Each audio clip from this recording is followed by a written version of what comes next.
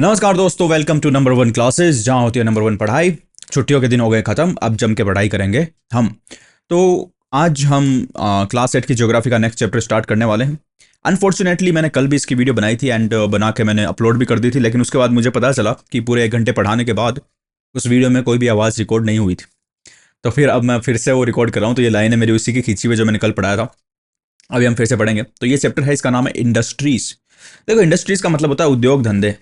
उद्योग धंधे उद्योग धंधों का थोड़ा सा सिंप्लीफाइड मीनिंग में बताऊं तो भाई, कोई भी चीज़ जो हम काम में लेते हैं वो किसी ना किसी इंडस्ट्री से, किसी ना किसी उद्योग धंधे से बनी हुई है। फॉर एग्जाम्पल, मेरे पास ये रिमोट है एसी का। ये रिमोट किसी ना किसी इंडस्ट्री में बना होगा। बनने से पहले इसका रबड़ अलग होगा, इसका प्लास्टिक अलग कहीं पे होगा, फिर उनको लाया गया होगा, है ना, लेके आए वो प्लास्टिक, कच्चा प्लास्टिक लेके आए, कच्चा रबड़ लेके आए, उनको पिघलाया, फिर उसको सांचे में डाला, फिर उसको एक शेप दी, उसके अंदर रबड़ के बटन लगाए, फिर एक डिस्प्ले बनाने के लिए भी कुछ ना कुछ लाए होंगे। जो ये डिस्प्ले दिख रही है, ये डिस्प्ले, इसको बनाने के लिए भी कुछ ना कुछ लाए होंगे। फिर उसको भी लगाया इसमें, फिर सेल डालने की जगह पीछे बनाई गई, और उस सेल बनाने के लिए भी कुछ ना कुछ आया होगा जिससे कि ये सेल बने होंगे, है ना। तो भाई ये सारी चीजें लाई गई होगी जो ऐसी नहीं दिखती थी पहले, लेकिन उन पे कुछ प्रोसेस किया गया, कुछ प्रोसेसिंग की गई, फैक्ट्री के अंदर लाके कुछ काम किया गया, फिर उनको ऐसा बनाया गया, फिर एक साथ जोड़ा गया, और बनने के बाद जब ऐसी कोई चीज बन गई जिसको हम डायरेक्टली काम में ले सकते हैं, हम यानी कि हम आउटपुट कंज्यूमर्स, तो फिर वो आउटपुट में निकाली गई वो चीज और कंज्यूमर्स को बेचती गई, यानी हमें बेचती गई। वैसे कुछ भी देखोगे, जैसे ये हेडफोन देख लो आप, ये हेडफोन अगर आप देखो तो ये हेडफोन भी इसी तरीके से बने होंगे, ये पेन भी इसी तरीके से बना होगा, ये माउस भी इसी तरीके से बना होगा। तो ये हर चीज जो है इस तरीके से कहीं ना कहीं किसी ना किसी फैक्ट्री में बनी है, और वो फैक्ट्रियों के ग्रुप को हम बोलते हैं इंडस्ट्री। यानी एक फैक्ट्री को नहीं बोलते, बहुत सारी फैक्ट्रियां होती है तो उसको हम इंडस्ट्री बोलते हैं। जैसे एक आदमी को हम आदमी बोलते हैं, लेकिन 2 4 5 10 आदमियों के ग्रुप को हम क्या बोलते हैं? 2 4 5 10 आदमियों के ग्रुप को हम गैंग बोलते हैं, ना। तो उसी तरीके से एक इंडस्ट्री, एक फैक्ट्री को फैक्ट्री बोलते हैं, लेकिन बहुत सारी फैक्ट्रियां एक जगह पे आ जाती है और सबकी एक साथ बात करते हैं तो उनको हम इंडस्ट्री बोलते हैं। तो यहाँ पे उन्हीं की हम बात करने वाले हैं। तो इंडस्ट्रीज क्या होती है? इंडस्ट्रीज सेकेंडरी एक्टिविटी करती है मित्रों। क्या करती है? Secondary activity. इससे पहले जो हमने एग्रीकल्चर वाला चैप्टर पढ़ा था मित्रों, उसमें हमने देखा था कि एग्रीकल्चर जो है वो प्राइमरी एक्टिविटी है। कौन सी है प्राइमरी एक्टिविटी? कौन है? एग्रीकल्चर, यानी कि कृषि। कृषि को हमने देखा था कि उसको प्राइमरी एक्टिविटी बोलते हैं। अब प्राइमरी एक्टिविटी का मतलब क्या होता है कि भाई साहब वहां पे किसान जाता है और जमीन से कुछ उगाता है, एकदम फ्रेश चीज जमीन से उगाई उसने, है ना। लेकिन जो इंडस्ट्री होती है वो प्राइमरी नहीं बोलते उसको, उसको हम बोलते हैं सेकेंडरी एक्टिविटी। क्या बोलते हैं? Secondary activity. मतलब क्या है कि ये दूसरे, ये इसको तो प्राइमरी एक्टिविटी को हिंदी में बोलते हैं प्राथमिक कार्य। प्राथमिक का मतलब सबसे पहले जो कर रहा है, एकदम फ्रेश। तो अगर किसी किसान ने, मुझे बात बताओ, किसी किसान ने टमाटर उगाया, तो वो टमाटर आज से पहले इस दुनिया में था क्या? नहीं, वो एकदम फ्रेश बन के निकला धरती से, है ना, एकदम फ्रेश बन के। तो इसलिए उसको बोलते हैं प्राथमिक कार्य। इंडस्ट्री को बोलते हैं सेकेंडरी एक्टिविटी, यानी कि द्वितीयक कार्य, द्वितीयक क्रियाकलाप। द्वितीयक क्रियाकलाप क्यों बोलते हैं? क्योंकि ये भाई जो चीज बनाते हैं ना, और ये जिस चीज को बनाने के लिए जो बाकी चीजें काम में लेते हैं, वो पहले से बनी हुई थी दुनिया में। जैसे कि अगर ये रिमोट की बात मैंने की, तो इसका प्लास्टिक पहले से किसी ने बनाया था, फिर उस प्लास्टिक को लाया गया, पिघलाया गया, सांचे में डाला गया, और उससे फिर ये रिमोट बना दिया गया। तो वो उन्होंने क्या किया? उसके आकार में परिवर्तन किया है। प्लास्टिक उन्होंने धरती से उगाया नहीं है, ठीक है, लेकिन किसान क्या करता है? वो नई चीज उगाता है धरती से। तो इसको हम द्वितीयक एक्टिविटी बोलते हैं। किसको? इंडस्ट्री को क्या बोलते हैं? सेकेंडरी एक्टिविटी, ठीक है। और फिर उसके बाद में सर्विस सेक्टर जो है उसको हम बोलते हैं टर्सरी एक्टिविटी। ये हमने शायद पिछली क्लास में पढ़ भी लिया था कि primary activity, secondary activity, tertiary activity, इनके बारे में हम पढ़ चुके थे। तो आज हम इसी के बारे में पढ़ने वाले हैं। किसके बारे में? इंडस्ट्री के बारे में। तो वहां पे यही बताया गया, ये सेकंड वाला जो है एग्जाम्पल, इसमें बताया गया है कि इंडस्ट्री जो होती है वो उसका रॉ मटेरियल, जैसे मैंने अभी आपको बताया था कि ये रिमोट मैंने बताया था एक, है ना। मान लो ये फैक्ट्री है, इस फैक्ट्री ने प्लास्टिक लेके आए, ये प्लास्टिक लेके आए, ठीक है। प्लास्टिक के साथ में ये फैक्ट्री वाले लेके आए रबड़ लेके आए, है ना, रबड़ लेके आए। उसके साथ में ये सेल बनाने का काम, चीज़ें भी लेके आए, सेल लेके आए, ठीक है। फिर ये मजदूर भी लेके आए। क्यों? क्योंकि भाई इनसे कोई चीज़ बनाने के लिए मजदूर तो चाहिएगा ना। फैक्ट्री अपने आप तो काम नहीं करेगी ना। फैक्ट्री में कोई ना कोई ध्यान रखने के लिए चाहिए कि मशीनें ठीक से चल रही है, नहीं चल रही, सारे सारे कर्मचारी ठीक से काम कर रहे हैं, नहीं कर रहे हैं। तो वो मजदूरों को लेके आए, पैसा भी लेके आए वो, क्योंकि पैसा भी लगेगा ना। ये सारी चीज़ें लाने के लिए पैसा चाहिए, ठीक है। रबड़ लाओगे, प्लास्टिक लाओगे, ये लाओगे, वो लाओगे, और फैक्ट्री में जो मशीनें लगी हुई वो लाने के लिए पैसा चाहिए। तो ये सारी चीज़ लेके आए, उनको एक जगह डाल के एक फैक्ट्री लगाई, ठीक है, फैक्ट्री लगा दी। तो ये सारी चीज़ें जो डाली ना फैक्ट्री लगाने के लिए अंदर, उसको बोलेंगे हम इनपुट। क्या बोलेंगे? इनपुट। इनपुट का मतलब इनपुट। इन का मतलब होता है अंदर, पुट का मतलब डाला। यानी हमने फैक्ट्री लगाने के लिए अंदर जो जो चीजें डाली उसको बोलेंगे हम इनपुट। तो इनपुट में हमने पैसा डाला, हमने हमने मजदूर डाले, हमने जो चीजें लेके आए, प्लास्टिक लेके आए, रबड़ लेके आए, सेल लेके आए, वो सब कुछ डाला, और अब हमें क्या बनाना है? हमें बनाना है रिमोट, ठीक है। तो हमने इनपुट में ये सारी चीजें डाली, तो इसको बोलेंगे इनपुट। लेकिन अब इनपुट डाल देने से थोड़ी हमारा रिमोट बन जाएगा। प्लास्टिक तो ऐसे ही है, प्लास्टिक के छोटे छोटे छोटे छोटे टुकड़े आते हैं ना, छोटे छोटे टुकड़े आते हैं, उनको पिघला के सांचों में डाल के फिर जो भी बनाना चाहो वो बनाना पड़ता है। तो वो बनाने के लिए उस पर कुछ ना कुछ प्रोसेसिंग करनी पड़ेगी ना भाई। प्रोसेसिंग करनी पड़ेगी, इनपुट के ऊपर प्रोसेसिंग करनी पड़ेगी, यानी प्रक्रिया करनी पड़ेगी, ठीक है। तो वो प्रोसेसिंग क्या होगी, वो फैक्ट्री में होगी कि प्लास्टिक को लोग पिघलाएंगे, फिर सांचों में डालेंगे, सांचों में डाल के ऐसे ऐसे कुछ स्ट्रक्चर बनाएंगे, फिर बटन बनाएंगे, कलर करेंगे, पीछे कुछ लिखेंगे, टाइप वाइप भी करेंगे, प्रिंट भी करेंगे, ये सारी प्रोसेसिंग करनी पड़ेगी। तो यहाँ पे फैक्ट्री में होगी प्रोसेसिंग, क्या होगी, प्रोसेसिंग।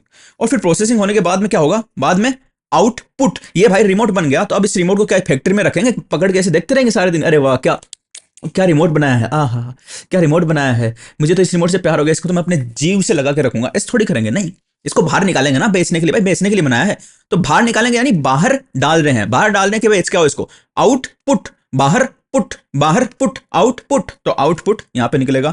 आउटपुट किसका होगा, जो फाइनल चीज बनी, फिनिश्ड गुड्स जो बना लास्ट में, जैसे यहां पे हम इस केस में मान रहे रिमोट, तो उसका आउटपुट होगा। तो तीन टाइप की मेन एक्टिविटी होगी इंडस्ट्री में। कौन सी होगी, इनपुट, जिसमें हमने सारा का सारा रबड़, कच्चा माल जो भी होता है ना, देखो जो ये चीजें होती है ना, रबड़, प्लास्टिक, जो हमने नॉर्मल टुकड़े लेके आए प्लास्टिक के, रबड़ हमने एकदम ऐसे उठा लाया, उसको फिर गलाएंगे, फिर उसको कुछ बनाएंगे, तो अभी ये कच्चा है, इसको हम कच्चा मानते हैं ना, कच्चा माल क्या बोलते हैं इसको, कच्चा माल। जो भी चीज हमने अभी तक उस पर पूरी प्रोसेस नहीं की उसको हम कच्चा माल बोलते हैं, इंग्लिश में इसको बोलते हैं रॉ मटेरियल।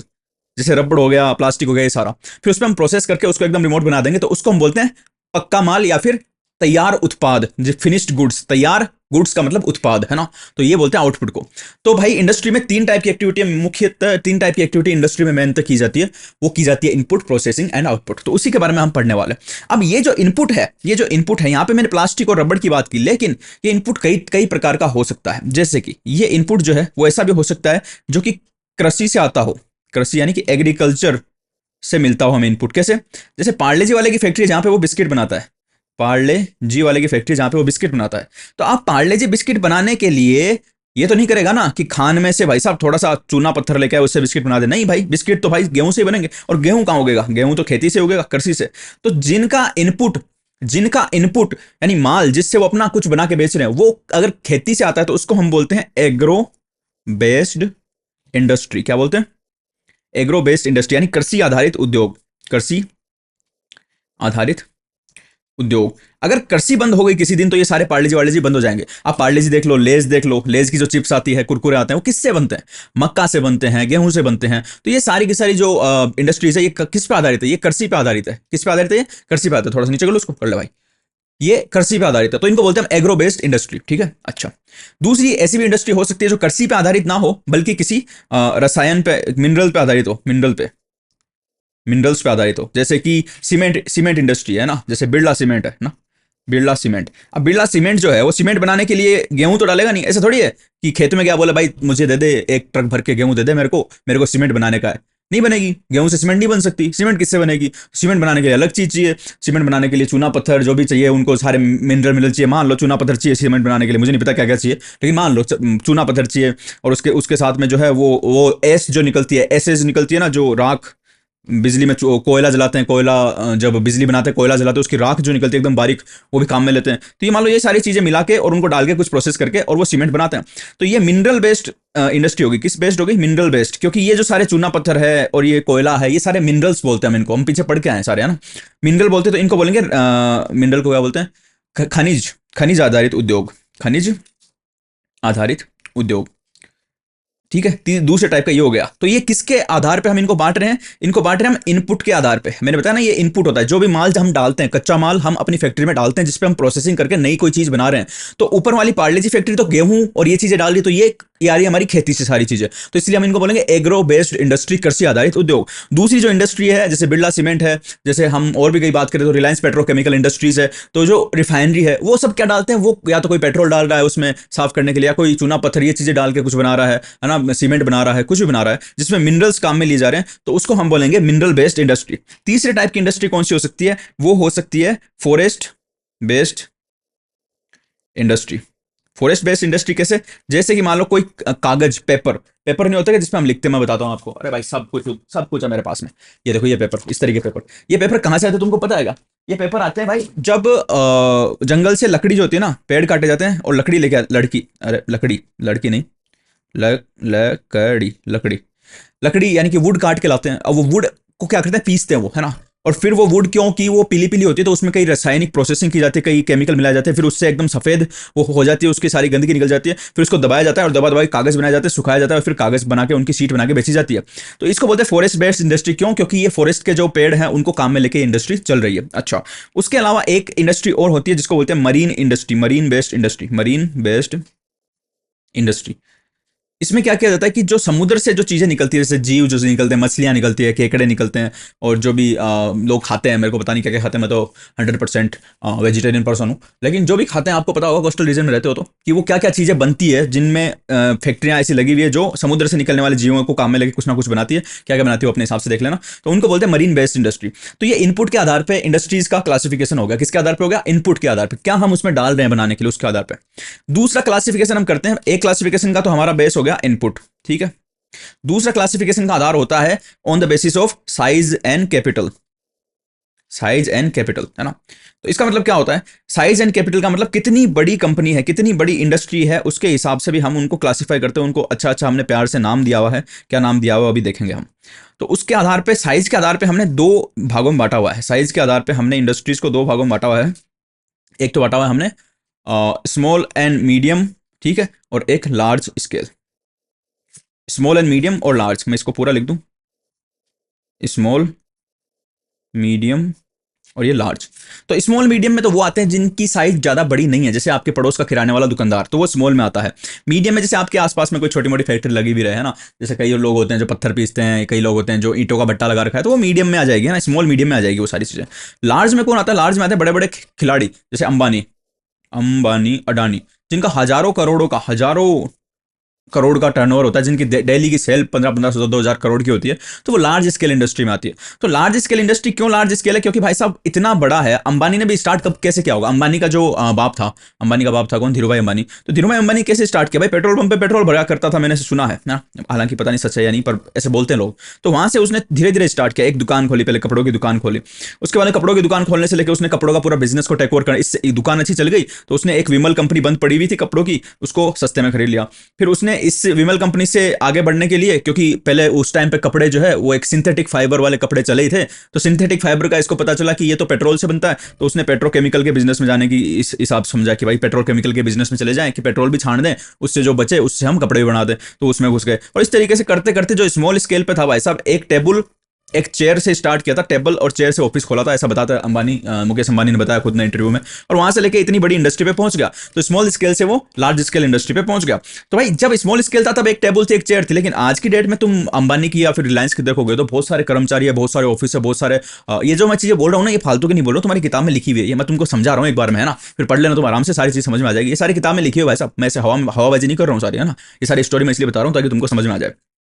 तो एक टेबल एक चेयर छोटी सी चीजों से स्टार्ट किया था, लेकिन आज पूरे वर्ल्ड में एम्पायर फैला हुआ उनका बिजनेस का। तो भाई बहुत सारे इंप्लॉय भी बढ़ गए हैं ना, अब हजारों, मतलब इसकी जामनगर की रिफाइनरी जो है अंबानी की, उसमें 40,000 लोग काम करते हैं, इंप्लॉय बढ़ गए, टेक्नोलॉजी का उपयोग भी बढ़ गया, टेक्नोलॉजी का उपयोग भी बढ़ा होगा ना। अब अंबानी को थोड़ी पता है कि उसके पेट्रोल पंप कहाँ कहाँ पे, जियो के कहाँ कहाँ पेट्रोल पंप है, अंबानी को थोड़ी पता है कि रिलायंस फ्रेश के वो कहाँ कहाँ पे खुले हुए हैं, नहीं पता ना। लेकिन फिर भी रिलायंस डिजिटल में कितने महंगे महंगे आईफोन कितनी चीजें, लेकिन फिर भी सब कंट्रोल में, चोरी नहीं होते उसके। क्यों नहीं होते? क्योंकि टेक्नोलॉजी का उपयोग करते हैं वो, है ना। और उस तरीके से उसमें कैपिटल भी बढ़ गई होगी, कैपिटल भी ज्यादा लगाई होगी। अब आज की डेट में तुम बात बताओ कि अगर रिलायंस डिजिटल, जो कि शहर के मेन जगह पे खोलते हैं अपनी दुकानें, और जो जियो के पेट्रोल पंप है वो भी बड़ी बड़ी जमीनें लेके खोलते हैं, तो वहां पे बहुत पैसा लगाना पड़ता होगा ना दुकान खोलने के लिए, इतने सारे आईफोन ये सारी चीजें लाने के लिए, तो कैपिटल भी ज्यादा लगती है किसमें? लार्ज स्केल में। तो लार्ज स्केल में और स्मॉल स्केल में क्या फर्क है कि लार्ज स्केल में कैपिटल भी ज्यादा लगेगी, कैपिटल ज्यादा, इंप्लॉय ज्यादा होंगे, और टेक्नोलॉजी का उपयोग भी ज्यादा होगा, और वहीं स्मॉल स्केल में ये सब कुछ कम होगा लार्ज स्केल के मुकाबले। ठीक है, तो समझ गए, ये दो टाइप की इंडस्ट्री हो गई। तो ये हम ये से बातों बातों में हम कहाँ तक पढ़ चुके हैं तुम्हें पता है? ये सारा पोर्शन हम पढ़ चुके हैं, ठीक है। ये क्लासिफिकेशन ऑफ इंडस्ट्री हम पढ़ चुके हैं। क्लासिफिकेशन ऑफ इंडस्ट्री में हमने अभी देखो पढ़ा था कि एग्रो बेस्ड इंडस्ट्री हम ऑलरेडी पढ़ चुके हैं, मिनरल बेस्ड इंडस्ट्री हम पढ़ चुके, मरीन बेस्ड इंडस्ट्री हम पढ़ चुके, फॉरेस्ट बेस्ड इंडस्ट्री हम पढ़ चुके, साइज के आधार पर भी हम पढ़ चुके, small scale and large scale industry हमने पढ़ लिया, ठीक है, उनमें क्या क्या फर्क होता है वो हमने पढ़ लिया। अब एक ओनरशिप के आधार पर और इंडस्ट्री का क्लासिफिकेशन होता है, वो भी हम पढ़ लेते हैं। ओनरशिप का मतलब स्वामित्व है। एक क्लासिफिकेशन हमने पढ़ा इनपुट के आधार पे कि क्या चीज वो काम में लेते हैं, दूसरा क्लासिफिकेशन हमने पढ़ा उसकी साइज के आधार पे, अब तीसरा क्लासिफिकेशन हम पढ़ रहे हैं ओनरशिप के आधार पे। ठीक है, इसको मैं थोड़ा अलग कलर में ले लेता हूं ताकि तुम्हें पता रहे कि ये लेटेस्ट क्लासिफिकेशन है।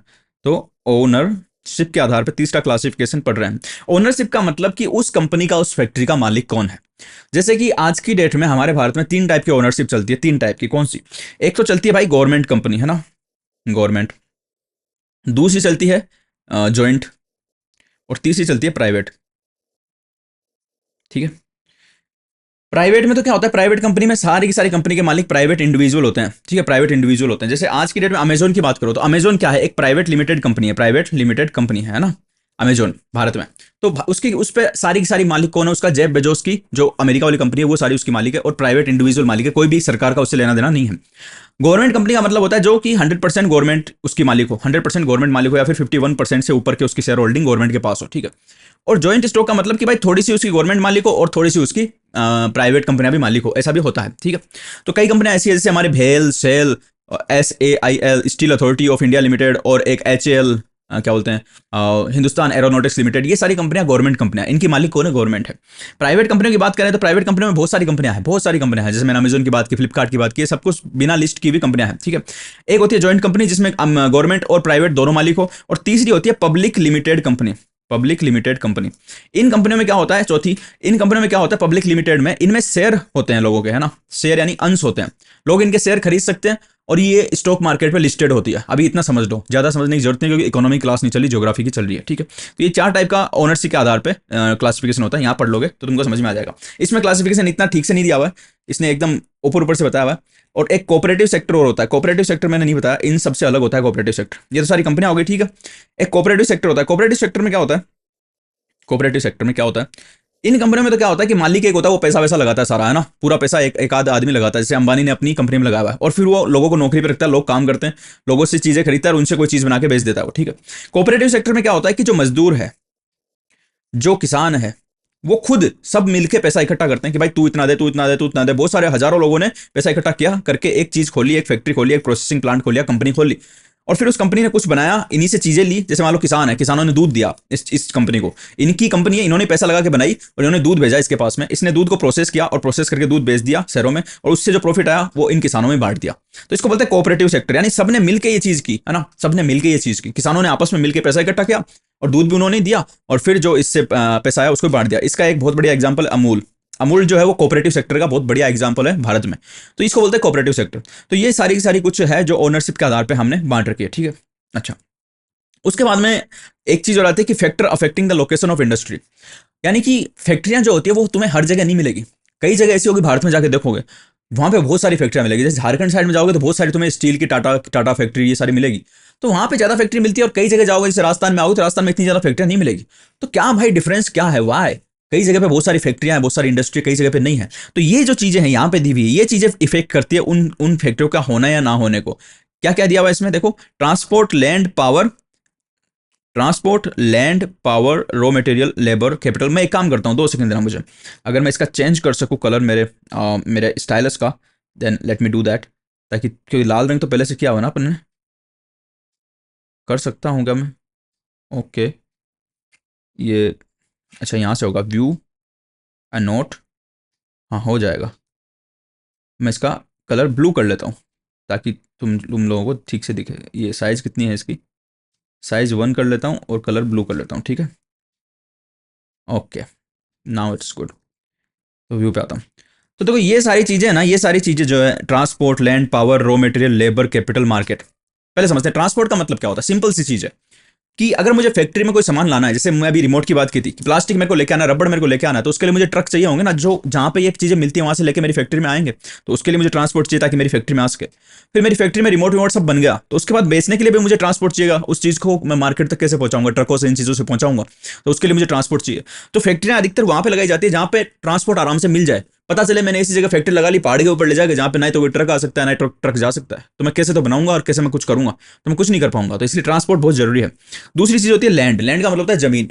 अब भाई जमीन पे ही फैक्ट्री लगेगी ना। ये फैक्ट्री तुमको दिख रही है जो, ये कहाँ लगी हुई है, जमीन पे लगी हुई है। अगर जमीन ही नहीं मिलेगी तो फैक्ट्री नहीं लग सकती। जैसे इसका बेस्ट एग्जांपल है, टाटा ने अपनी नैनो की फैक्ट्री लगाई थी वेस्ट बंगाल में पहले, लेकिन वहां पे फिर बहुत ज्यादा इसका विरोध हुआ। लोगों ने जमीन देने से मना कर दिया कि हम जमीन नहीं देंगे, हम जमीन नहीं देंगे। तो फिर वो टाटा की फैक्ट्री निकल के आ गई गुजरात में, गुजरात वालों ने उनको जमीन दे दी। तो जमीन से बहुत फर्क पड़ता है। तीसरा है पावर। पावर कैसे है कि भाई साहब फैक्ट्री चलेगी तो फैक्ट्री को चलने के लिए क्या चाहिए? पावर। मशीनें होती है बड़ी बड़ी, अब हाथ से नहीं चलती है ना, हाथ से चलने वाली मशीनें नहीं है वो, बहुत बड़ी बड़ी मशीनें होती है, तो उनको बढ़िया भयंकर पावर चाहिए। तो बिजली की सप्लाई एकदम सही तरीके से होती रहे, तो वो पावर को देखते हैं कि भाई पावर यहाँ पे हमको अवेलेबल हो जाएगी या नहीं। कोई ऐसी जगह तो नहीं है जहाँ पर दिन में 13 घंटे तक लाइट कटी रहती है या फिर 18 घंटे तक लाइट कटी रहती है, तो कब हम काम करेंगे, कैसे हम काम करेंगे, तो पावर को भी वो देखते हैं।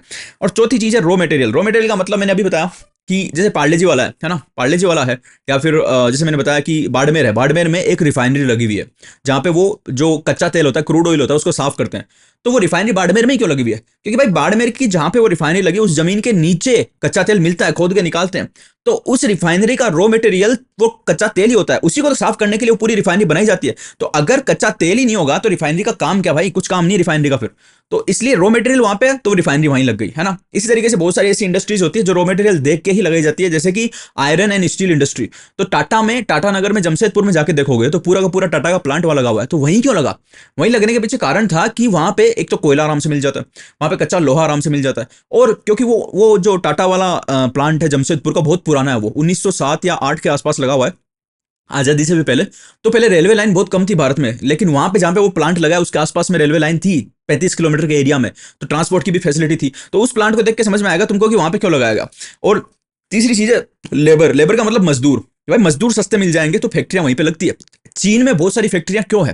क्योंकि वहां पे मजदूरी सस्ती है। अमेरिका में इतनी फैक्ट्री नहीं मिलेगी। अमेरिका के कंपनी वाले भी चीन में, भारत में आके फैक्ट्री लगाते हैं। क्यों? क्योंकि अमेरिका में मजदूरी बहुत महंगी है, लुट जाएंगे वो, इतना महंगा प्रोडक्ट हो जाएगा वहां पे। कोई बोलता है कि जैसे अपन पंखा मंगाते हैं ना, भारत में पंखा मंगाओगे, लगवाओगे किसी के पास तो 200-300 रुपए में लगा जाएगा। अमेरिका में मजदूरी इतनी ज्यादा है कि पंखा मंगा के अगर तुम किसी को बुलवाओगे लगाने के लिए, इलेक्ट्रिशियन को, तो पंखे से ज्यादा रुपए तो वो ले जाएगा लगाने के। तो वहां पे लोग अधिकतर काम खुद ही कर लेते हैं, वहां मजदूरी बहुत महंगी है। तो जहां पे मजदूरी सस्ती होगी फैक्ट्रियां वहां पे लगेगी। और कैपिटल, कैपिटल का मतलब भाई पैसा होगा, पैसा होगा वहीं तो लगाएंगे ना लोग। कैपिटल देखते हैं कि कैपिटल आराम से मिल जाए, लोन आराम से मिल जाए, तो उस देश में जहां पे पैसा आराम से मिल जाता है इंडस्ट्री लगाने के लिए, तो वहां पे ज्यादा इंडस्ट्री लगती है। और फिर मार्केट की तो बात होगी होगी भाई साहब की, जो चीज आप बना रहे हो तो वो बना के बेचनी भी तो होगी ना आपको। तो वो जो भी कंपनियां फैक्ट्री लगाती है बड़ी बड़ी, तो वो देखती है क्या उस देश में आसपास में मार्केट है, या फिर उसके आसपास के देशों में हम बेच सकते हैं, तो कहाँ हम बेच सकते हैं, उसके हिसाब से भी वो इंडस्ट्री लगाने की लोकेशन को निर्धारित करते हैं। तो इस तरीके से ये सारा सिस्टम होता है, ठीक है। इंडस्ट्रियल सिस्टम का मतलब क्या होता है? वो इनपुट प्रोसेस आउटपुट हमने देखा था, वो सारा सारा काम होता है, ठीक। अभी हम पढ़ चुके हैं ऑलरेडी। इंडस्ट्रियल रीजन की बात करें तो भाई दुनिया के कुछ एक ऐसी जगह है जहां पे इंडस्ट्री बहुत ज्यादा पाई जाती है। जैसे ये देखो, ये ईस्टर्न अमेरिका का रीजन है ना, ये अफ्रीका का ऊपर वाला रीजन है। हमारे भारत में भी देखो थोड़ा सा ये वाला रीजन है और ये वाला रीजन है, यहीं पे हमारी इंडस्ट्री ज्यादा, गुजरात वाला एरिया हो गया, और ये उत्तर प्रदेश और दिल्ली और उधर का वेस्ट बंगाल का एरिया हो गया, वहां पे ज्यादा मिलती है। तो जो ये काले काले में दिया हुआ ना, ये दुनिया के मेजर इंडस्ट्रियल रीजन है। क्या है? मेजर इंडस्ट्रियल रीजन, ठीक है। भारत में कौन कौन सा है? इंडिया में भाई साहब मुंबई है, ठीक है। पुणे क्लस्टर, मुंबई पुणे क्लस्टर, यानी मुंबई और पुणे के आसपास के एरिया, वहां पे इंडस्ट्री बहुत ज्यादा है। बेंगलोर तमिलनाडु का रीजन जो है वहां पे इंडस्ट्री बहुत ज्यादा है। हुगली रीजन, हुगली बंगाल में आता है, उस साइड में इंडस्ट्री बहुत ज्यादा है। अहमदाबाद बड़ौदा रीजन है। छोटा नागपुर इंडस्ट्रियल बेल्ट है। विशाखापट्टनम गुंटूर बेल्ट है। गुड़गांव दिल्ली मेरठ रीजन है। और कोलम तिरुवनंतपुरम इंडस्ट्रियल रीजन है। ये रटने पड़ेंगे, बिल्कुल रटने पड़ेंगे। उसके बाद में बात आती है भाई, ये भारत के रट लेना है ना, भारत के जो इंडस्ट्रियल रीजन है उनको रट लेना, ठीक है। उसके बाद आती है बात की इंडस्ट्रियल डिजास्टर की। तो देखो इंडस्ट्री लगती है तो उससे लोगों को रोजगार मिलता है, बहुत बढ़िया होता है, हमको चीजें मिल जाती है, वो भी अच्छी बात है। लेकिन कुछ ऐसी इंडस्ट्री भी होती है जो कि बहुत ज्यादा डेंजरियस होती है। जैसे कि एक हुई थी भोपाल में, जिसको बोलते हैं भोपाल गैस त्रासदी। उसमें यूनियन कार्बाइड नाम की कंपनी थी जो कुछ बनाती थी, और वो चीज बनाने के लिए वो एक जहरीली गैस काम में लेते थे प्रोसेसिंग करने के लिए। उस गैस को कंटेनर्स में रखा जाता था ताकि वो गैस, क्योंकि बहुत जहरीली थी, निकल जाएगी तो बहुत लोग मर जाएंगे। लेकिन एक रात क्या हुआ, कंपनी की गलती की वजह से वो गैस लीक हो गई। अब क्योंकि उस फैक्ट्री के आसपास में भोपाल में बहुत सारे लोग रहते थे, तो रात को वो गैस लीक हुई, और रात को गैस लीक होने की वजह से आसपास में बहुत सारे मजदूर भी थे और पूरा पूरा एक शहर था वो। तो वहां पे कम से कम 20 से 30 हजार लोग मारे गए उस गैस के फैलने की वजह से, मर गए, वो जहरीली गैस थी। और उसके बाद में उस पर केस मुकदमा भी, उसका कंपनी का मालिक को भगा दिया गया, सरकार का ही हाथ था इसमें भी, ऐसा बताते हैं। पर जो भी हुआ वो बहुत बुरा हुआ। तो इसको बोलते हैं इंडस्ट्रियल डिजास्टर। यानी किसी भी इंडस्ट्री की वजह से जब बहुत सारे लोगों की मृत्यु हो जाती है तो उसको इंडस्ट्रियल डिजास्टर बोलते हैं। और हमें कोशिश करनी चाहिए कि इंडस्ट्रियल डिजास्टर कम से कम हो। तो उसके रिस्क रिडक्शन मेजर्स यहाँ पे दिए हुए हैं, तो आप पढ़ सकते हो, ठीक है। उसके बाद बात करते हैं कि डिस्ट्रीब्यूशन ऑफ मेजर इंडस्ट्री, यानी दुनिया में भारत का तो हमने पढ़ लिया ऊपर यहाँ पे कि हुगली का रीजन हो गया, अहमदाबाद बड़ौदा का रीजन हो गया, तमिलनाडु का रीजन हो गया, और ये सारे गुड़गांव दिल्ली मेरठ का रीजन हो गया, यहाँ पे इंडस्ट्री फैली हुई है। लेकिन all over the world level पे अगर हम बात करें तो कौन कौन सी ऐसी जगह पे जहाँ पे ज्यादा इंडस्ट्री मिलती है, तो ऑल ओवर द वर्ल्ड की बात करें तो सबसे पहले बात करते हैं हम आयरन एंड स्टील इंडस्ट्री की। आयरन एंड स्टील इंडस्ट्री को बोलते हैं लोहा उद्योग। क्या बोलते हैं? लोहा एवं स्टील उद्योग। ये जो लोहा एवं स्टील उद्योग है वो बहुत ज्यादा महत्वपूर्ण उद्योग है किसी भी देश के लिए, क्योंकि इसी उद्योग पे सब सारे के सारे उद्योग टिके रहते हैं। अब एक बात बताओ मुझे, कार कार अगर किसी को बनानी है, टाटा वाले को कार बनानी है तो क्या चाहिए? लोहा चाहिए, ठीक है। और आपको मकान बनाना, आपको सरिये चाहिए, सरियों के लिए क्या चाहिए? लोहा चाहिए। मोबाइल में एप्पल कंपनी अपने मेटल वेटल काम में लेती है, तो उसके लिए क्या चाहिए? लोहा स्टील चाहिए। बर्तन जो जिसमें हम खाते हैं उसके लिए क्या चाहिए? लोहा स्टील चाहिए। भाई हर चीज में, हर एक चीज में क्या चाहिए? लोहा स्टील, ये सब चाहिए। तो आयरन एंड स्टील इंडस्ट्री बहुत ज्यादा जरूरी होती है किसी भी देश के विकास के लिए। तो उसकी बात करें तो वो कहां कहां पे ज्यादा मिलती है? तो देखो आयरन बनाने के लिए देखो क्या क्या चाहिए भाई साहब, चीज पहले तो ये समझो। आयरन बनाने के लिए चाहिए, जैसे मान लो 1000 किलो, एक टन में 1000 किलो होता है। 1000 किलो स्टील अगर बनाना है ना, 1000 किलो, उसके लिए कम से कम 8000 किलो तो कोयला चाहिए। क्या चाहिए? 8000 किलो कोयला। उसके अलावा 4000 किलो चाहिए आयरन ओर। आयरन ओर बोलते हैं कच्चे कोयले को, कच्चे लोहे को, है ना। कच्चा लोहा जो निकलता है खान से, वो डायरेक्टली काम में नहीं ले सकते, उसको प्रोसेस करना पड़ता है। प्रोसेस करने के लिए 8000 किलो तो चाहिए कोयला, 4000 किलो चाहिए कच्चा लोहा, और 1000 किलो चाहिए चूना पत्थर, लाइमस्टोन। इन सबको मिलाएंगे फिर जाके 1000 किलो अपने को स्टील मिलेगा। तो टोटल कितनी चीज हो गई है? 8000, 4000 और 1000, 13000 किलो माल काम में लेंगे, उससे कहीं जाके 1000 किलो स्टील जो है हमको देखने को मिलेगा। तो ऐसे आयरन एंड स्टील चलती है। तो इसलिए हमें आयरन एंड स्टील इंडस्ट्री कहीं भी स्थापित करनी होगी तो उसके लिए हमें कोयला भी चाहिए, उसके लिए हमें आयरन ओर भी चाहिए, और उसके लिए हमें लाइमस्टोन भी चाहिए। और फिर ऐसी एक भट्टी होती है बड़ी सारी, गर्म, एकदम बहुत गर्म रहती है वो भट्टी, उसमें ये सारी चीजें डाली जाती है, और फिर पिघल के लास्ट में आयरन निकल जाता है, और बाकी गलत बेकार चीजें बाहर निकाल दी जाती है। तो उससे क्या होता है? एकदम प्योर आयरन मिल जाता है। ठीक है। स्टील को इसीलिए कहा जाता है बैकबोन ऑफ मॉडर्न इंडस्ट्री, यानी जो आजकल इंडस्ट्रियां उसकी बैकबोन, एक आधारशिला है। यानी सारी की सारी इंडस्ट्रियों को स्टील आयरन की जरूरत पड़ती है, इसीलिए इसको फीडर इंडस्ट्री भी बोलते हैं। क्या बोलते हैं? फीडर इंडस्ट्री, यानी कि जो दूसरी इंडस्ट्रियों को फीड देती है।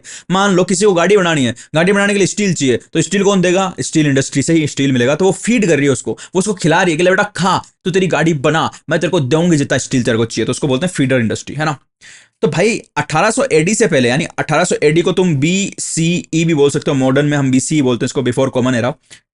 नहीं, सॉरी, सी बोल सकते हो, सी। बी सी तो बहुत पुराना हो गया। 1800 एडी को सीई बोल सकते हो, कॉमन एरा। ठीक है। Iron and steel industry was located where the raw material, power supply and running water were easily available. तो 1800 से पहले क्या होता था कि आयरन एंड स्टील इंडस्ट्री वहां पे होती थी, वहां पे ज्यादा मिलती थी जहां पे रॉ मटेरियल यानी कच्चा माल, जो हमने देखा कि ये कोयला, ये आयरन और ये लाइमस्टोन सब मिल जाए, और उसके अलावा पावर सप्लाई मिल जाए अच्छी तरीके से, और उसके अलावा बहता हुआ पानी यानी नदी वदी आसपास में हो, वहां पे ये मिलती थी। ठीक है। उसके बाद में जब जैसे जैसे दुनिया आगे बढ़ी, तो फिर ये समुद्र के किनारे ज्यादा बनाने लग गए इसको, है ना। कि यहाँ पे near coal field and railway, जहां पे कोयला ज्यादा मिलता और रेलवे लाइन थी, वहां पे ज्यादा बनाने लगे, क्योंकि उनको पता था रेलवे अगर पास में होगी तो हम जो भी बनाएंगे, हमारे को जो भी सामान चाहिए और जो भी बनाएंगे उसको सबको ला भी सकते हैं रेलवे से, और बेचने के लिए भेज भी सकते हैं। उसके बाद में आयरन और स्टील इंडस्ट्री 1950 के बाद में फ्लैट लैंड में और जो हमारे समुद्र के पास में लोकेट होने लगी। क्यों? क्योंकि उनको पता था कि भाई आयरन एंड स्टील की जरूरत सबको पड़ती है। अगर हम भारत में आयरन स्टील बना रहे हैं तो उसकी जरूरत अमेरिका को भी, उसकी चीन को भी, उसकी जापान को भी, सबको जरूरत है। तो भाई हम वहां पे भी बेच सकते हैं, हम अफ्रीका में भी बेच सकते हैं उसको। तो अगर समुद्र किनारे होंगे हमारी इंडस्ट्री, तो वहां की वहां लोहा बनाएंगे हम, वहां की वहां स्टील बनाएंगे और जहाज में डालेंगे, और जहाज में डाल के जल्दी से जल्दी उसको एक्सपोर्ट कर देंगे, तो उससे फायदा रहेगा। और हमको क्योंकि कोयला चाहिए बहुत सारा, है ना, बहुत सारा कोयला चाहिए, बहुत सारा कच्चा लोहा चाहिए, तो वो हो सकता है हमारे भारत में ना मिलता हो, तो वो भी किसी दूसरे देश से हमें मंगाना होगा, तो सीधा जहाज से मंगा लेंगे और जहाज लाके डाल देगा। और जहाज से मंगाने में बहुत सस्ता पड़ता है। देखो सबसे ज्यादा कॉस्ट आती है ना कोई भी चीज मंगाने की, तो वो आती है सबसे ज्यादा तो हवाई जहाज से, एयरप्लेन से, है ना। उसके बाद आती है रोड से, उसके बाद आती है रेल से, और उसके बाद सबसे सस्ता पड़ता है शिप यानी जहाज से, समुद्र के रास्ते से। तो इसलिए अब समुद्र के रास्ते आयरन स्टील इंडस्ट्री लोग बनाने लग गए। ठीक है।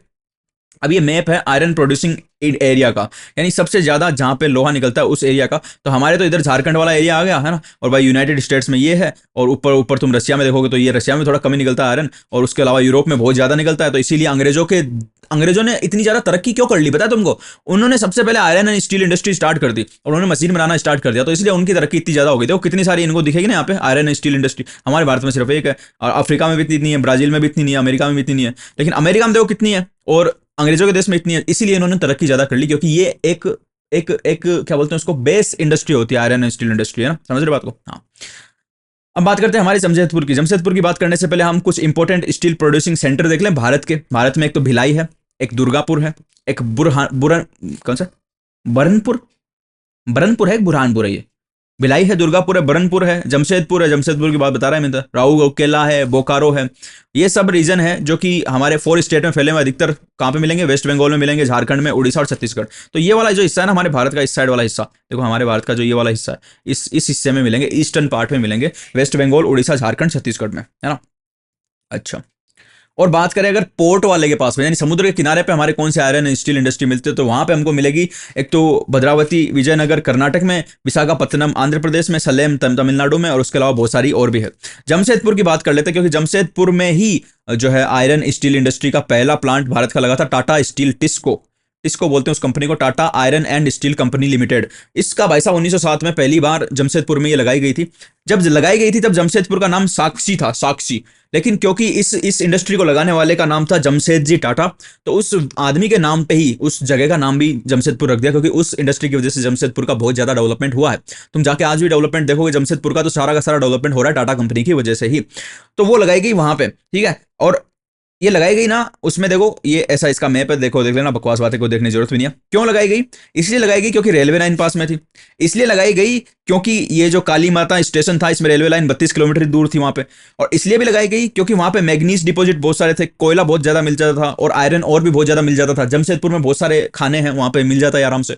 तो क्योंकि वहां पे रॉ मटेरियल पास में था और वहां पे ट्रांसपोर्टेशन सबसे अच्छा था, तो इसलिए वहां पे लगाई गई, ठीक है। अच्छा, बाकी कुछ चीज पढ़ने की जरूरत है नहीं, नॉर्मली चीज समझ लो ये। तो हमारे भारत में तो ये सारी सारी आयरन स्टील इंडस्ट्री थी। अमेरिका की बात करें तो वहां पे पिट्सबर्ग नाम की एक जगह है, पिट्सबर्ग नाम की एक जगह है, वहां पे सबसे ज्यादा आयरन और स्टील इंडस्ट्री मिलती है। अब तुम बोलोगे कि भारत में तो भाई टाटा वाले ने इसलिए लगा दी थी क्योंकि वहां पे कोयला ज्यादा मिलता था, ठीक है, उस जगह पे लोहा ज्यादा मिलता था, उस जगह पे रेलवे लाइन भी थी, तो इसलिए लगा दी। यहाँ पे पिट्सबर्ग में भी इसीलिए लगाई क्या कि वहां पे भी कोयला या फिर लोहा ज्यादा अच्छा मिलता था वहीं पे जहां पे इंडस्ट्री लगी हुई है। तो मैं कहूंगा नहीं, इसका जवाब ये नहीं है। कोयला लोहा इस जगह से 1500 किलोमीटर दूर मिलता था, तो भाई फिर ऐसी जगह क्यों लगाई जहां से 1500 किलोमीटर दूर कोयला लोहा हो? इसलिए लगा ली भाई क्योंकि ये जगह जो है पिट्सबर्ग वाली, और दूसरी जहां पे कोयला और बाकी चीजें मिलती थी जिनको प्रोसेस करना होता था, निकाला जाता था जमीन से, वो मिनीसोटा में मिलती थी, है ना। तो देखो पिट्सबर्ग से मिनीसोटा की दूरी तो 1500 किलोमीटर थी, लेकिन सबसे बढ़िया बात यह थी मित्रों कि इन दोनों जगहों को एक चीज जोड़ती थी, उसका नाम था लेक, झील थी एक बहुत बड़ी। उनको बोलते हैं अमेरिका में ग्रेट लेक्स, महान झीलें, क्योंकि ये इतनी लंबी है, 1500 किलोमीटर दूर की है। तो क्योंकि झीलें थी एकदम गहरी गहरी, तो इनमें आराम से जहाज चला के पूरा का पूरा कच्चा लोहा और कोयला यहां से लोड किया था जहाज पे। वो जहाज आता, मैं निकला गाड़ी लेके झील पे चलते हुए, एक मोड़ आया और मैं पिट्सबर्ग सारे लोहे को छोड़ आया, और भाई ये पिट्सबर्ग में लाके सारे लोहे को छोड़ देता था और यहां से फिर इसका प्रोसेसिंग करके बेच दिया जाता था। अब आप ये भी बोल सकते हो कि साहब 1500 किलोमीटर दूर क्यों बनाया, ये यहीं पे बना लेते ना तो फिर दिक्कत नहीं होती, यहीं पे जहाज में डालना नहीं पड़ता, लाना नहीं पड़ता। तो भाई देखो ये जो मिनीसोटा है, यहाँ पे जो खाने हैं, खाने क्या होती है, बहुत सारी खाने अधिकतर सुनसान जगहों पे होती है। अब सुनसान जगहों पे खाने होगी, वहां पे अगर इंडस्ट्री लगाएंगे तो हो सकता है मजदूर वहां पे नहीं जाए, बोले हम नहीं जाएंगे, हमारे बच्चे कहां पढ़ेंगे, हमारे बच्चों को अच्छा एजुकेशन नहीं मिल पाएगा, हमारे बच्चों को ये नहीं मिल पाएगा, वो नहीं मिल पाएगा, वहां पे घूमने की कोई जगह नहीं, वहां पे तो एकदम कोयला उड़ता है, तो इसलिए हम वहां पे काम नहीं करेंगे। तो इसलिए उन्होंने क्या किया, शहर के पास में तो फैक्ट्री लगा ली और मजदूर भी आराम से आ जाते रह जाते, और वहीं पे शहर के आसपास में उन्होंने बेच भी देते उस माल को, और जो कोयला वोयला आता वो आराम से पानी के रास्ते आ जाता, तो ज्यादा कॉस्ट पड़ती नहीं। तो इसी वजह से लगाया गया। तो पिट्सबर्ग क्यों मशहूर है, क्योंकि वहां का सारा सिस्टम आता है कहां से, मिनीसोटा से, और मिनीसोटा जो है वो ग्रेट लेक से जुड़ा हुआ है, और ग्रेट लेक से जुड़ा हुआ है, ठीक है, ठीक है। तो उससे आराम से वाटरवे से सारा सामान आ जाता है, टेंशन ही नहीं है कोई। ओके, दूसरी इंडस्ट्री की बात करते हैं भाई साहब। ये इसमें ज्यादा पढ़ने की बात नहीं है, इतना ही पढ़ने का था जितना मैंने पढ़ा दिया, ठीक है। रिवर्स का कोई नाम याद करना चाहो, देखो अमेरिका में जो रिवर्स है उनसे भी क्वेश्चन कई बार बन जाते हैं, ठीक है। तो देखो क्या लिखा हुआ है, today very few of the large steel mills are in Pittsburgh itself, they are located in the valleys of the Monongahela and Allegheny rivers, ये रिवर्स के नाम है पिट्सबर्ग में, और ओहियो रिवर बिलो इट। तो मैंने बताया आयरन एंड स्टील इंडस्ट्री के लिए कोयला चाहिए, लोहा चाहिए, और चूना पत्थर चाहिए, और पानी भी चाहिए, तो पानी के आसपास में होता है। तो ये रिवर्स है कुछ, मेरा तो जीप घूम रही है, इन रिवर्स का नाम ऐसा है, तुमको याद हो तो कर लेना। अब दूसरी मेन इंडस्ट्री जो है भारत में, वो है भाई साहब कॉटन इंडस्ट्री। भारत की कॉटन इंडस्ट्री बहुत ज्यादा मशहूर थी। तुम मॉडर्न हिस्ट्री भी पढ़ोगे तो उसमें भी कॉटन इंडस्ट्री के बारे में बहुत कुछ पढ़ोगे। मॉडर्न हिस्ट्री का मतलब होता है आधुनिक इतिहास, आईएएस के एग्जाम में और बाकी स्टेट एग्जाम में ये पढ़ना ही पड़ता है। तो भाई साहब कॉटन इंडस्ट्री के बारे में तुम ये पढ़ोगे, अंग्रेज आए ही थे भारत में। अब भारत की कॉटन इंडस्ट्री को देख के अंग्रेजों का मेन उद्योग, मेन धंधा जो भारत से पहले था वो यही था, काली मिर्च लो, कॉटन लो, ये लो वो लो, ठीक है। तो भारत बहुत बढ़िया कपड़े बनाता भाई साहब। लोगों को जब कपड़े पहनने नहीं आते थे, जब नंगे घूमते थे यूरोप वाले, जो आज अपने आप को ज्यादा अंग्रेज समझते हैं, हम जिनको अपना तोप समझते हैं, उनकी अंग्रेजी भाषा को हम तोप समझते हैं, वो जब नंगे घुमा करते थे, जब उनको रहने का घूमने का ढंग नहीं पता था, उस टाइम पे भारत एक नंबर के मस्त मस्त कपड़े बनाता था और बेचता भी था, विदेशों में बेचता था। तो कॉटन इंडस्ट्री और टेक्सटाइल इंडस्ट्री भारत की बहुत मशहूर है, तो उसके बारे में हम पढ़ने वाले हैं। Weaving cloth from yarn is an ancient art, cotton, wool, silk, jute, flax have been used for making cloth. तो क्या क्या बनाया जाता था कॉटन से, यानी कि रुई से भी, कॉटन का मतलब होता है रुई, रुई से भी कपड़े बनाए जाते थे, वूल यानी कि ऊन से बनाए जाते, सिल्क से, रेशम से, जूट से, फ्लेक्स से, इन सब से कपड़े हम बनाया करते थे। फाइबर्स कैन बी नेचुरल और man made. Natural fibres are obtained from wool, silk, cotton, linen and jute. Man made fibres include nylon, polyester and acrylic rayon. तो भाई फाइबर का मतलब होता है धागे। मतलब एक तो रुई होती है, रुई पेड़ के लगेगी, अब उसको लेके आएंगे हम फैक्ट्री में डालेंगे, फिर वो रुई से छोटे छोटे छोटे छोटे वो खींच खींच के धागे बनाएगी, फिर उन धागों को लपेटेगी और फिर धागों को एकदम मजबूत घुमा घुमा के मजबूत किया जाएगा। जैसे हम कोई चीज को ऐसे घुमा देते हैं ना, वो मजबूत हो जाती है। फिर उस मजबूत धागे से ऐसे कपड़े बनाए जाएंगे। तो पहले क्या होता था, पहले के जमाने में तो भाई लोगों को बस वही धागों के बारे में पता था जो उनको डायरेक्ट पेड़ों से मिलते थे, जैसे जूट हो गया, ये कॉटन हो गया, सिल्क हो गया, ये सारे के सारे, है ना। तो उनके धागे बना के उनसे कपड़े बना देते। लेकिन उसके बाद में जैसे दुनिया आगे बढ़ी तो फिर आर्टिफिशियल धागों का भी विकास हुआ, यानी जो प्लास्टिक टाइप के धागे होते हैं, जैसे पॉलिस्टर होता है ना, नाइलॉन होता है, ये सारे क्या होते हैं, आर्टिफिशियल जो थ्रेड्स होते हैं, ठीक है। अब कॉटन इंडस्ट्री में भाई साहब समस्या क्या थी, देखो सबसे पहली भारत में जो कॉटन मिल लगी थी वो 1854 में लगी थी, मुंबई में लगी थी 1854 में।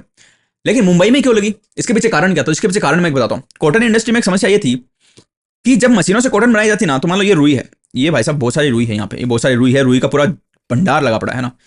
अब उस रुई को क्या करेंगे, खींच खींच के डालेंगे मशीन में। ये मशीन है, ये मशीन घूम रही है, समय का पहिया चलता है, दिन ढलता है, रात आती है। तो ये खींचेंगे थोड़ी थोड़ी थोड़ी धीरे धीरे और इस मशीन में डाल देंगे, फिर मशीन इस रुई को थोड़ी थोड़ी खींचे घूमती रहेगी। अब भाई साहब होगा क्या, अगर इस जगह पे जहां पे ये फैक्ट्री लगी हुई है और ये मिल लगी हुई है, यहाँ पे जहां पे ये मिल चल रही है, रुई की मिल चल रही है, उस जगह पे अगर हवा में नमी नहीं होगी ना, नमी भी हम पढ़ चुके हैं ऑलरेडी। अगर तुमने पिछली क्लास से देखते आ रहे हो, सारी जो एटमॉस्फेयर हमने पढ़ा था उसमें एटमॉस्फेयर में नमी के सारे कंसेप्ट समझाए थे, हर चीज भाई साहब एनसीईआरटी ऐसी बनी हुई ना, तुम क्लास 1 से चल रहे हो, तुमको सब समझ में आएगा। तो इसमें अगर मॉइस्चर यानी कि ह्यूमिडिटी कम है, नमी कम है हवा में, तो ये धागा क्या होगा, सूखी हवा की वजह से टूट जाएगा। गीला रहेगा तब तो चलता रहेगा, टूटेगा नहीं, और एकदम घूमता रहेगा और धागा यहाँ पे सिमटता रहेगा।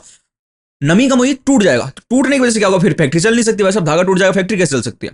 तो इसलिए क्या किया गया पहले, मुंबई में क्या है भाई साहब, मुंबई में है समुद्र पास में, बहुत सारा पानी पानी है, आज ब्लू है पानी पानी पानी पानी। अब मुंबई में समुद्र पास में है तो सूरज की गर्मी से वो हवा में पानी उसका उड़ के भाप बन के घुला हुआ रहता है, बहुत ज्यादा ह्यूमिडिटी वहां पे ज्यादा रहती है, समुद्र के पास में ह्यूमिडिटी ज्यादा रहती है। तो इस वजह से वहां पे ये धागा टूटता नहीं था और आराम से सारा का सारा बन जाता। तो इसीलिए पहली पहली जो तुम देखोगे, पहली पहली बार मोहब्बत की है, कुछ ना समझ में आए मैं हाँ क्या करूं, उसी की तरीके से जो लगा रहा था पहली पहली बार कॉटन मिल लगाई है, कुछ ना समझ में आए मैं क्या करूं, तो उसको लोग बोलते थे तेरे को समझने की कुछ जरूरत नहीं है, तो ऐसी जगह पे लगा ले जहां पे आसपास में पानी हो, खूब सारा समुद्र हो और वहां की हवा में नमी हो, ताकि तेरा धागा ना टूटे और ये धागा ना टूटे, ये रिश्ता ना टूटे, ये रिश्ता ना छूटे, और तेरा कॉटन मिल चलती रहे और तेरा सब कुछ बनता रहे। तो उसने बोला ऐसा करूं, बोला हाँ, बोला ओके ओके ऐसा ही करता हूं मैं। तो उसने मुंबई में जाके अपनी कॉटन मिल लगा ली। दूसरी मिल फिर कहां पे लगी, अहमदाबाद में लग गई। अहमदाबाद को क्या बोला जाता है, अहमदाबाद को बोला जाता है मैनचेस्टर ऑफ इंडिया। किसको, अहमदाबाद को। हम बच्चे थे, हम बहुत सारा इसका बहुत ऐसे एक पहली पूछते थे, ऐसे ऐसे शहर का नाम बताओ जिसके नाम में हिंदी भी है, संस्कृत भी है और इंग्लिश भी है। तो मैं सोचता भाई ऐसा कौन सा नाम हो गया, फिर बोलते अहमदाबाद, फिर बोलता कैसे हुआ ये, तो बोलते अहम शब्द तो है संस्कृत का, द इंग्लिश का, बाद आना, थोड़ी देर बाद आना, अहमदाबाद। यार ये ठीक है अहमदाबाद। तो ये हम छोटे छोटे बच्चे थे जब हम ये क्वेश्चन पूछा करते थे। लेकिन अब ये क्वेश्चन है कि भाई साहब मैनचेस्टर ऑफ इंडिया किसको कहा जाता है, तो मैनचेस्टर ऑफ इंडिया कहा जाता है अहमदाबाद को। लेकिन भाई साहब आप ये भी पूछ सकते हो अगर थोड़ा बहुत दिमाग लगाओ कि साहब इसको मैनचेस्टर ऑफ इंडिया क्यों कहा जाता है, ये मैनचेस्टर क्या बला है, ये मैनचेस्टर क्या बकवास है। तो ये मैनचेस्टर बहुत बड़ी बकवास है, मुझे तो ये बहुत बड़ी बकवास लगती है। ये मैनचेस्टर जो है, जिसको हिंदी में मैं लिख देता हूं मैनचेस्टर ही बोलेंगे, क्योंकि ये जगह का नाम है एक। मैनचेस्टर अंग्रेजों के देशों की एक जगह का नाम है, जैसे हमारी जयपुर है, हैदराबाद है ना, उड़ीसा है ना, और सीकर है, झुंझुनू है, और दिल्ली है, और नागपुर है, और ये सब मथुरा है, वृंदावन है। एक जगह है ना हमारे अंग्रेजों के देशों में, एक जगह है जिसको बोलते हैं मैनचेस्टर। अब सबसे पहले क्या हुआ, ये कॉटन मिल वहीं पे लगनी स्टार्ट हुई थी मैनचेस्टर में। अब अंग्रेजों की एक बीमारी है भाई साहब, उनको एक बहुत बड़ी बीमारी है। जो काम उन्होंने पहले किया ना, तो पूरी दुनिया में कोई भी काम वैसा होगा तो उस जगह का नाम अपनी जगह के हिसाब से रखेंगे। जैसे ये मैनचेस्टर, कहीं पे भी अब सूती वस्त्र उद्योग पनपा और फैक्ट्रियां लगी तो उस जगह को बोलेंगे ये तो मैनचेस्टर ऑफ फलानी जगह है, ये तो मैनचेस्टर ऑफ इंडिया है, ये तो मैनचेस्टर ऑफ ये है वो है। अब तो तुम्हारी लग गई तो इसका मतलब ये थोड़े तुम अपने हिसाब से ही दूसरों का नाम भी रखते रहोगे, लेकिन लोग इनके अंग्रेजों की प्रॉब्लम है। तो अहमदाबाद को बोला जाता है मैनचेस्टर ऑफ इंडिया। इसी तरीके से हम ओसाका जापान पढ़ेंगे थोड़ी देर बाद में, है ना। ओसाका जापान में है, ये भी एक जगह का नाम है। यहाँ पे बहुत सारी सूती वस्त्र की और ये गारमेंट की फैक्ट्रियां लगी हुई है, तो इसको मैनचेस्टर ऑफ जापान बोलते हैं। वो मतलब बोलेंगे मैनचेस्टर ही ससुरे, अपनी जगह को टॉप पे रखेंगे। बहुत हरामी है ये अंग्रेज, मुझे बहुत बुरा लगता है, हमको नहीं बोलना चाहिए। हम बोलेंगे Ahmedabad is Ahmedabad of India. भाई तुम्हारा Manchester is the Ahmedabad of United kingdom, है ना। तुम्हारा Manchester is Ahmedabad of United kingdom. अब तुम देखो एक चीज छोटी सी, एक थोड़ा सा मैं थोड़ा सा डेविएट हो रहा हूँ भाई, रुक जा रहा हूँ। तुम एक चीज मैं तुमको बहुत बढ़िया बता रहा हूँ। तुम बोलोगे भाई साहब कि सबसे पहले मैनचेस्टर में लगी, तुमने बताया, हाँ भाई मैंने बताया सबसे पहले मैनचेस्टर में लगी पहले नंबर पे, है ना। अंग्रेजों ने सबसे पहले लगाई, फिर उनकी देखी देख हमने अहमदाबाद में लगाई, अहमदाबाद में, है ना, अहमदाबाद में हमने लगाई। तो भाई फिर क्या दिक्कत है इसको मैनचेस्टर बोलने में, ये बाद में लगी ना, पहले जो लगता है उसी से तो नाम होता है। तो भाई दिक्कत मेरी ये है कि जब तुम मॉडर्न हिस्ट्री पढ़ोगे और एंशियंट हिस्ट्री पढ़ोगे, तो एंशियंट हिस्ट्री जब तुम पढ़ोगे तो वहां पे एक हमारे बहुत बढ़िया लेखक हुए थे, उनका नाम था कालिदास। कालिदास बहुत पहले हुए थे, बहुत पहले, कालिदास बहुत हजारों साल पहले हुए। उसके बाद में एक एक बेवकूफ सा होता, उसका नाम था शेक्सपियर। ये कोई अंग्रेजों के देश में हुआ था, है ना। कालिदास के बहुत हजार साल बाद में ये, मतलब हजार, सौ, 100, 200, 500 साल बाद तो हुआ ही कम से कम, है ना, बहुत साल बाद हुआ शेक्सपियर। उससे पहले बहुत पहले ये जन्मा ही था, इसके दादे परदादे भी नहीं जन्मे थे इस शेक्सपियर के। कौन है ये अंग्रेजी, इसके दादे परदादे सरदादे लड़दादे भी नहीं जन्मे थे। उस टाइम पे कालिदास जी जन्म के अपनी कविता हुई लिख गए थे, इतना दिमाग था उनमें। लेकिन ये अंग्रेज क्या बोलते हैं भाई साहब, कालिदास को शेक्सपियर ऑफ इंडिया। भाई ये कौन सा लॉजिक है, कालिदास शेक्सपियर से बहुत पहले जन्मा। अरे तो तुम तुम्हारे इस बेवकूफ शेक्सपियर को कालिदास ऑफ यूके या फिर कालिदास ऑफ वेस्ट बोलो ना, इसको शेक्सपियर ऑफ इंडिया अगर तुम बोल सकते हो, तो फिर भाई वही लॉजिक लगा के मैं मैनचेस्टर को अहमदाबाद ऑफ यूके क्यों नहीं बोल सकता, मैं मैनचेस्टर को अहमदाबाद ऑफ यूके क्यों नहीं बोल सकता। मैं अपने देश पे घमंड करता हूं, ऐसी तैसी कराए यूके, ऐसी तैसी कराए अमेरिका। नहीं तो मुझे उनकी अंग्रेजी से कोई प्रेम है, और ना ही मुझे उनकी जगहों से कोई प्रेम है, भाड़ में जाए वो लोग। तो आज से मैनचेस्टर है अहमदाबाद ऑफ इंडिया, ठीक है, अहमदाबाद ऑफ यूके मैनचेस्टर को बोलेंगे हम। लेकिन एग्जाम में भाई साहब एनसीईआरटी वाले, अब ये गुलाम है इनके एनसीईआरटी वाले, तो इन्होंने लिखा हुआ है तो हमें एग्जाम पास करने के लिए करना पड़ेगा। लेकिन मन में हमें ऐसा वही रखना तुम अपने, है ना, मन में हमेशा ये रखना कि मैनचेस्टर का मतलब क्या है, अहमदाबाद ऑफ यूके। हाँ, इंडिया में बहुत सारी बढ़िया बढ़िया टेक्सटाइल बनती थी जो हम बेचते थे, है ना। तो देखो ये दुनिया में कुछ ऐसी जगह है जहाँ पे टेक्सटाइल उद्योग लगा हुआ है, हमारे भारत में बहुत सारे मिलेगा, नीचे साउथ में भी है, यहाँ पे भी, यहाँ पे भी है ना, पहले इधर भी था, इधर भी था, इधर भी था। तो टेक्सटाइल उद्योग बहुत सारा है, कपड़े सबको पहनने पड़ते हैं और कपड़े सबको चाहिए। अच्छा जी, कहाँ कहाँ लगती थी पहले, तो देखो ढाका की जो मलमल थी वो बहुत मशहूर थी। ढाका की मलमल एकदम ऐसे ऐसे सॉफ्ट कपड़े की कुछ होता था, उससे कपड़े बनते थे, बहुत ज्यादा मशहूर थी वो। चिंट प्रिंट होता था एक, मसूलीपट्टनम का, मसूलीपट्टनम नीचे है साउथ में, उसका एक प्रिंट था, कोई अलग टाइप की डिजाइन बना के कपड़ा था, उसको बोलते थे चिंट प्रिंट, है ना, तो वो बहुत मशहूर था। एक कैलिकोस था, कैलिकट का, वो मशहूर था। Gold wrought cotton of Burhanpur, Burhanpur की गोल्ड कॉटन मशहूर थी। सूरत और वडोदरा ये भी बहुत ज्यादा मशहूर थे इनकी क्वालिटी के लिए और डिजाइन के लिए, है ना। भारत में ये सारे थे।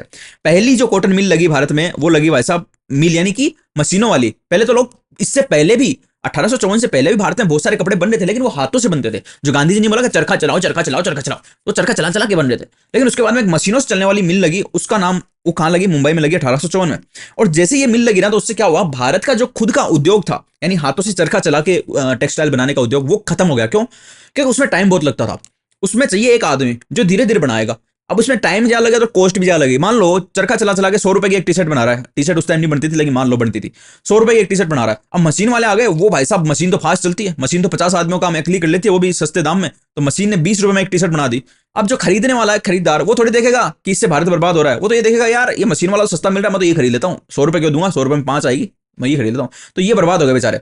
तो भारत का जो एकदम हंसता खेलता टेक्सटाइल सेक्टर था, उसको पूरे को बर्बाद कर दिया अंग्रेजों ने, ये मिल लगा लगा के। तो सबसे पहली कहाँ लगी, मुंबई में लगी। क्यों लगी, क्योंकि वहां पे वार्म मॉइस्ट क्लाइमेट था, ये मैं समझा चुका क्या होता है।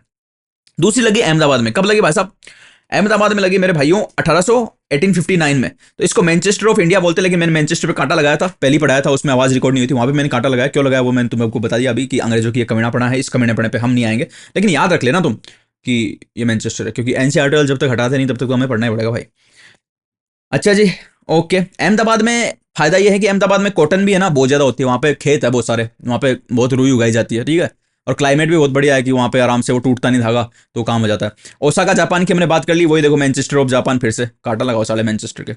याद रखना, बस दिमाग में याद रखना एग्जाम के लिए, बाकी सारा गुस्सा आना चाहिए इसको देखते, है ना, गुस्सा आना चाहिए तुमको, ठीक है। और जो जगह है जहाँ पे भाई ओसाका है जो ना, जापान वाला की अलग चीज है, जापान वाले का अलग सिस्टम भाई, मेरे ओसाका वाले बहुत अलग सिस्टम है।